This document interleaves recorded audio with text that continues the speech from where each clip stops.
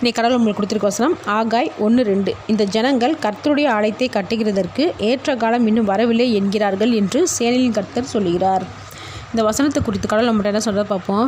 தேவனுடைய காரியமாக இருந்தாலும் சரி, இல்லை நம்மளுடைய காரியமாக இருந்தாலும் சரி, செய்கிறதுக்கு இன்னும் நேரம் வரலன்னு சொல்லியே காலத்தை கடத்திக்கிட்டு இருக்கிறாங்க.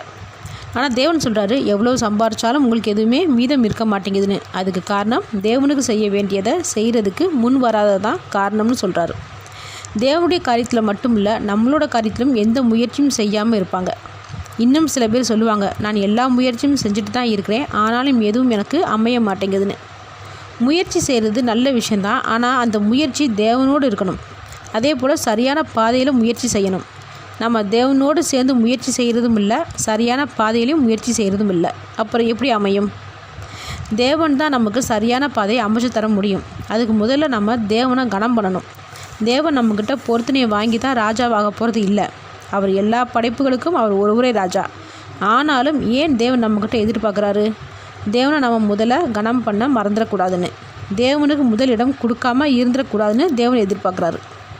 என்றைக்குமே நம்ம தேவனை முதல்ல கனம் பண்ணும்போது மட்டும்தான் நம்ம வெற்றியான வாழ்க்கையை வாழ முடியும். ஆமேன்.